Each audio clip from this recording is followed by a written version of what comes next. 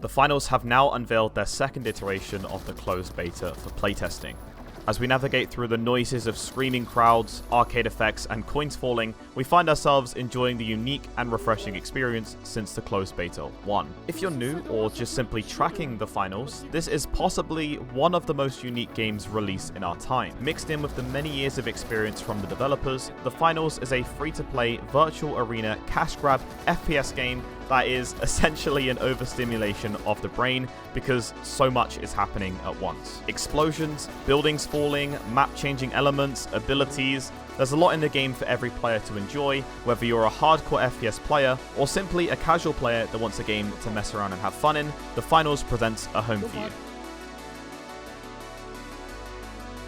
Since I started playing in the alpha, I knew that this game had a bright future, but I still had concerns about the game that stretched back to when I first uploaded the finals content in February this year. In my last review video, I mentioned that the first impression is really important for developers. Make that mistake and it can leave a mark, whether that's fair or unfair, on your game's future. I don't like the feeling of the game. The inertia feels odd to me. The movement's so weird. It's just bad. That was just f***ing bad. And I'm actually talking more here about the streamers playing the game, rather than the community itself. Twitch chat is a pretty controversial place, but it's also a good way to gain the majority consensus. In the closed beta 1, we had many people saying that this was a mobile game, a laggy, goofy game, and much more. Actually, one of the favorite comments was that someone said along the lines of, "I hope that this is the finals time I see you streaming this game." So why was the majority consensus like this? Well, firstly, we had some real server issues that was hindering the game's experience, and the movement was really, really moonwalky. What's the consensus like now then? Well, as I said before, if you have a bad first impression, that will likely stick, just because Twitch chat really like to be more funny than logical.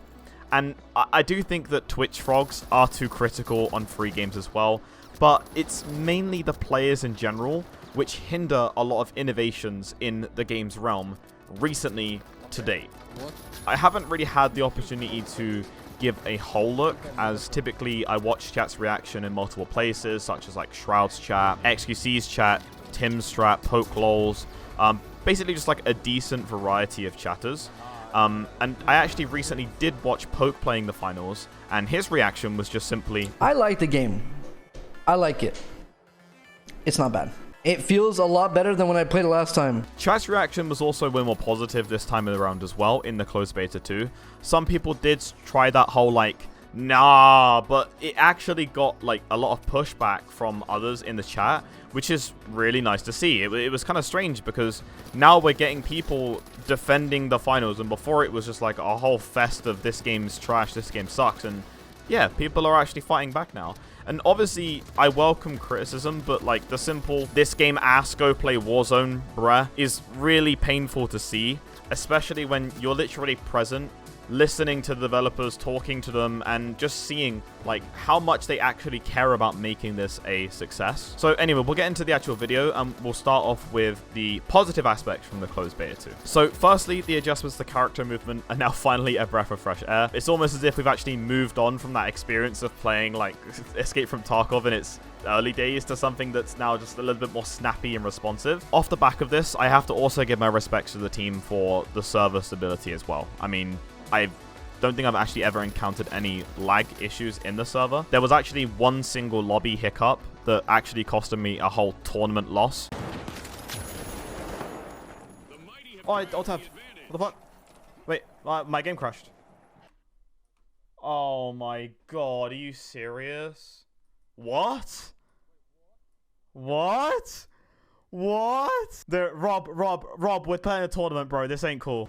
Not an in-game the finals tournament loss, because you have tournaments in the game. It costed me an actual out-of-game tournament loss. If you know, you were there. Yeah, I'm still depressed about that. This beta has also kept me finding the game consistently enjoyable and rewarding.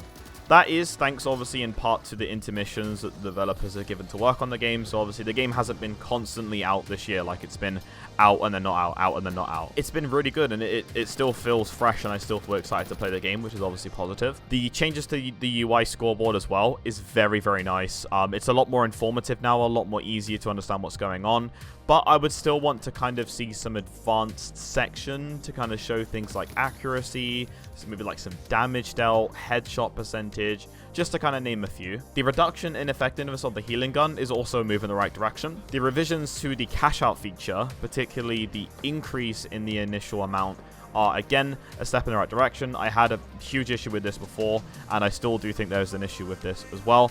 Again, I'll quickly add it in here, but I still don't like the fact that the cash out is time-based and someone can steal it last second. I think that the finals, like when you're like a 3v3 in a tournament, or maybe just your unranked tournament, but still it's the same thing, I still feel like that is not great. I would rather it be like testing out like a constant cash out, or like maybe cash out at like certain points. I'll try and have like some visuals on the screen. You guys know I'm not really good with visuals if you've been here for a while, but I just don't really like the way the cash out is right now. I understand why you have it like it, because it makes it intense. It's like, oh, we got to do it before this time runs out, we got to go still. Like, I get that, but it still keeps the same intensity if you're slowly extracting the money into your, overall score, in my opinion. I don't know. I really want to see that rework. Obviously, though, the main point of me making this video is not to just, completely and entirely glaze the game overall. But I do have a few points here, a few talking points that I wanted to focus the video on that I would like to see improved. The biggest thing right now in the game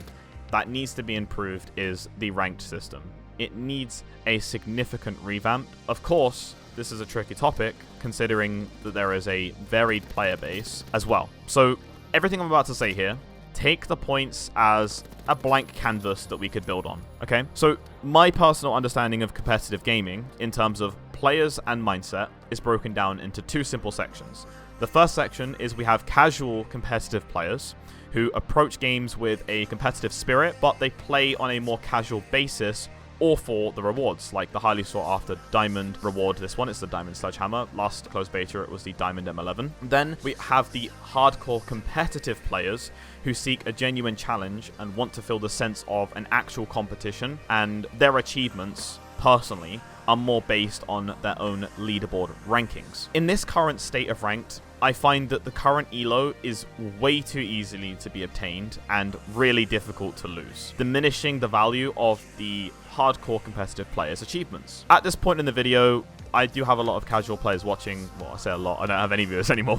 They're basically more casual players right now would say something along the lines of, well, it's their problem, enjoy the game for what it is. Okay, I get that, guys, I really do. The point is that different people enjoy different things. And in every game anyway, there is always a best player. So I'll give a response to you guys that essentially goes into Embark's vision. And again, this is to my knowledge, but Embark actually want to make the finals competitive, by the way. I'm not diminishing you guys, because I also think that the finals is more of a casual game than a competitive game right now. If they want to make it a competitive game, there are things that have to change. So for me, the current fame point system could actually go a little bit more personal. And what I mean by that is like actually giving you small bonuses if you perform well individually. No, it wouldn't just be based on like, KDA, but it would rather focus on factors that are synced to your role or even your class. So if you're a medium, for example, and you're running the healing and defib, then yes, you may be fighting less and healing more. The bonus you get for assisting the team to win is put towards the fame points, right? So for example, healing and defibrillating. Same as well if you want to take heavy with the shielding, for example. So this obviously, bonuses for individual performance can introduce that kind of unintentional solo play over team strategy. But I believe if you do it in this way, I believe that the points, things that I just discussed with the heavy and medium, could actually balance it out. And I said a small bonus too. I don't think it should be like a big one. I think it should be like a very small one, like maybe like 10% of what you would get normally if you were winning. Maybe even 5% what you would get if you had normally been winning. I do actually think, though, on the contrary to that, it's also essential to introduce penalties to fame points for poor performance as well. I like to call it AFK playing, which essentially means that you're not actually having an impact or doing anything. Like, you're just playing the game in the team in this ranked tournament in a competitive nature, and you're having zero impact whatsoever. You're, as I said, AFK playing. With this incentive, it actually means that, you know, you're going to try to actually contribute to the team's efforts rather than, you know, have no impact or just play for yourself. Here's the point, and this is where the casual competitive players are going to say, right, okay, well, you're gonna punish us more. Like, that's not fair. Okay, well, here's my proposal then, because any changes here that I've just said shouldn't deter the casual competitive players, which is the biggest chunk of competitive players, who are more interested in gaining a diamond rank rather than being the highest in the leaderboard, okay? So here's my solution, and again, it's just a proposed solution. I think that what we should do is consider creating a floor for ELO. So a minimum threshold, basically, where players cannot drop below once they reach a certain milestone. So for example, let's say that bronze is 1000 ELO. As soon as you get above 1000 ELO, you can't drop below that. Let's say silver's 2000. You get to there, you can't drop below that. 3000. You get to there, you can't drop below that. I think that this will actually reduce, like, ranked-related anxiety, while then allowing players to try and aim for higher ranks.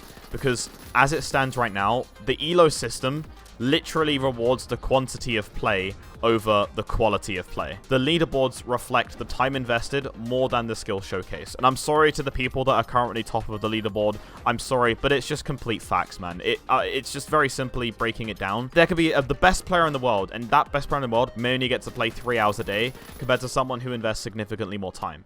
The consequences of you guys losing games doesn't impact your rank significantly, and that is a massive problem for a competitive nature.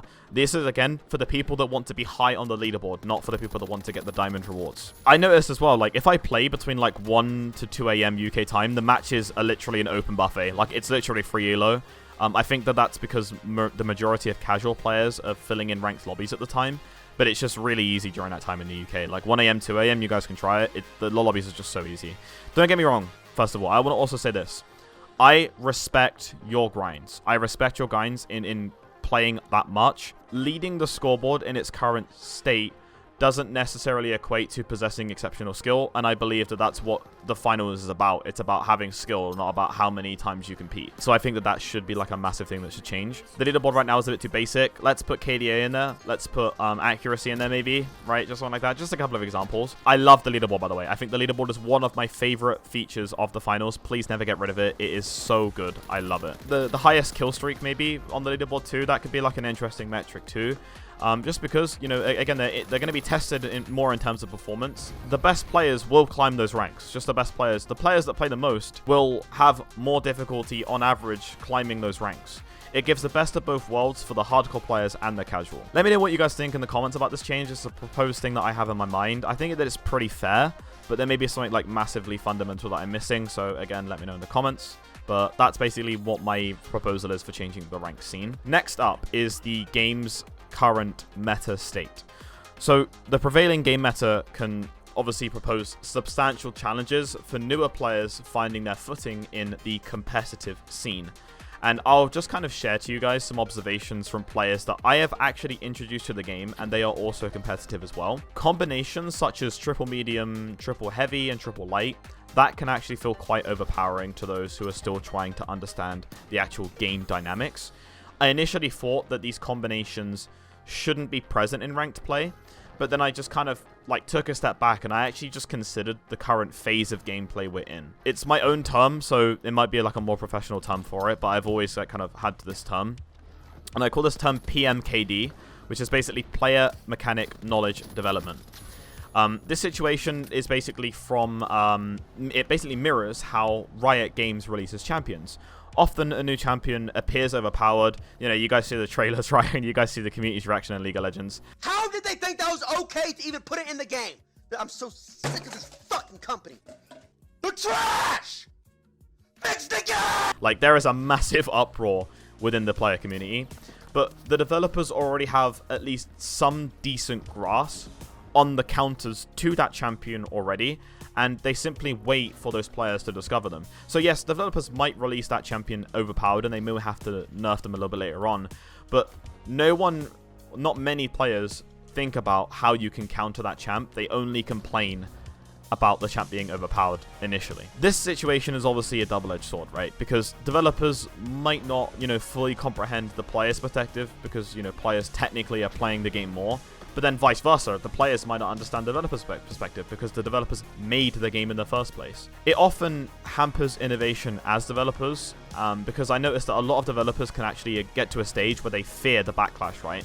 And then they shy away from implementing some bold changes, and then it kind of leads to stale gameplay in the future. I've said this before, and I'll kind of like say it again. Embark, they're not afraid to make significant changes. They're not afraid to take risks. So when we're discussing like game aspects, I think it's crucial that we kind of like adopt a balanced perspective, and we also see things through the developer's vision too. There may be things that we still haven't decided yet. Like for example, there was like there was a strategy initially like in alpha and then into the closed beta 1 where there was like 3 mediums with turrets. That was like a massive problem for many players, and that was a massive complaint. But players soon discovered that things like glitch grenades and goo grenades, and I think flashbangs now, if I'm not mistaken. I think flashbangs. But these grenades are effective counters to the turrets. It's just small things like that I think that we need to learn as players as well, and it's our fault, as well as, you know, the developers making it obvious or not having the balance in the game. I don't know. I think it's pretty 50-50. But it's our fault we're not discovering the counters to it and just only complaining. The game does obviously provide those, you know, numerous counter possibilities, and I believe that this aspect will be and can be like further deepened with the addition of newer countermeasures in future updates.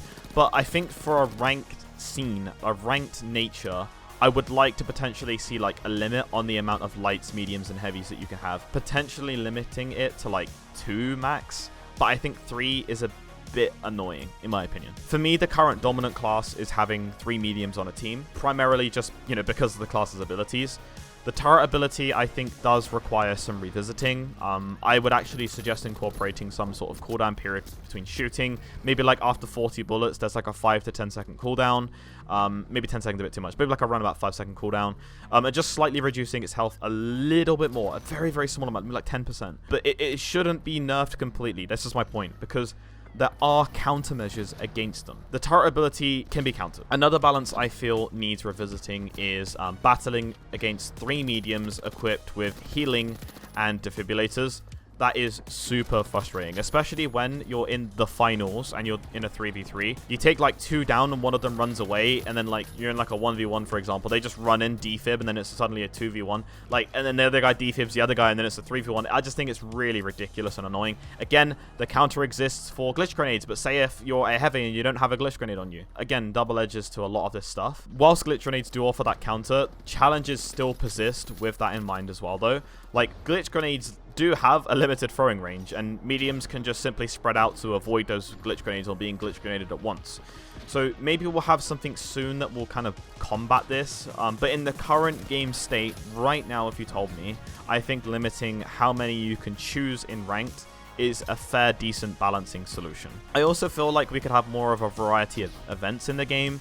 An idea that I had for an event is like an EMP event, where like an EMP drops, all the lights and electronics go off in the arena, and you won't be able to use any abilities for like maybe up to like 45 seconds or like a minute, for example. I just think creating that shooting only like temporary thing would be quite fun, just to see what would happen. You know, there's a lot of controversy around it, but I still think things like that, it would be like a unique situation to keep the game fresh. That's the point, guys. We don't want to overly do the game with like a lot of things, and then, like I said, go down the Rainbow Six Siege route where you implement too many, you know, operators, and then it just gets a bit unfun. Like, this isn't going along that line. It's still trying to keep the game at least fresh to some point. Maybe like, you know, you could say, I don't know, an earthquake event, or you could go crazy and like have an ability recharge faster event, you know, or you know, I don't know, could allow players to pass through walls for an event, right? Because it's an arena, it's a virtual arena, and there's so much creativity that you can do for that. I just feel like increasing the limited events would make it a little bit better. We've come to the end of our deep dive into the world of the finals second closed beta. It's clear that we're obviously on an intriguing journey, guys. You've seen it. You've been here with me from the start of me, you know, beginning to do the videos, and we're navigating a game that's evolving, a game that's maturing, and a community that is, you know, literally growing and shaping the future. Whether it's the promising changes or the adjustments to the game's balance, I think that it is evident that the developers at Embark are listening and responding. Like, I've had that from firsthand, and I really do think they are kind of threading our feedback into the DNA of this game. Remember that no game is perfect, okay? It's literally shaped through time. You know, you have like the hammer of feedback, okay, and then the anvil of experience as an example. So keep playing, guys, keep enjoying it, keep exploring, and most importantly, just keep sharing your thoughts, because together we're not, you know, just playing the finals. Like, we're literally building a future for a game that we enjoy, and, you know, your voice really does matter in shaping this game. So with that, once again, I will conclude this video. It's a shame that the big fish are now making, you know, content over me, so it impacts my view count. I called this before, but I really don't care. I just want to give my input on this game, and I'm more passionate about sharing it to my loyal subs like you guys that, you know, you guys come back, comment, like the video and all that stuff. Like, I really appreciate that. So once again, I thank you all for being awesome. I can't thank you guys enough for being here. But anyway, as always, my name is Nthix, and I'll see you on the podium.